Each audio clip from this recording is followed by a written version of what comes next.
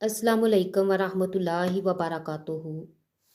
आज मैं आपको ऐसी बाहिम्मत, खुदार और दलेर मज़दूर से मिलाता हूँ जिसकी उम्र 32 साल है और 3 बच्चों की माँ है। कम उम्री में वालदैन ने शादी कर दी और शादी के 6 साल बाद शोहर ने तलाक दे दी। बाहिम्मत और खुदार औरत ने बजाय रोने धोने या किसी के आगे हाथ फैलाने के अपने दम पर मजबूरियों और मुश्किलात का डट कर मुकाबला करने की ठान ली और अपने 3 बच्चों की परवरिश और अच्छी तालीम व तरबियत का बेड़ा खुद ही उठा लिया। रकिया खातून मनियारी के सामान का जगह जगह स्टॉल लगाती है। उनके पास अपना रिक्शा है जिसे वो खुद ड्राइव करती है।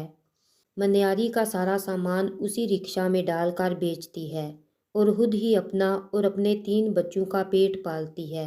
जबकि आप एक बात सुनकर हैरान होंगे कि रकिया खातून के 3 बच्चे आला प्राइवेट तालीमी इदारों में तालीम हासिल कर रहे हैं, जिन इदारों की अच्छी खासी फीस है।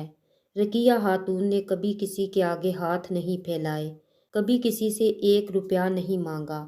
रकिया खातून के बच्चे माशाल्लाह काबिल और ज़हीन हैं, अपनी अपनी क्लासेस में अव्वल पोजीशन हासिल करते हैं। रकिया खातून ने अपने बच्चों की तरबियत एहसन अंदाज से की है।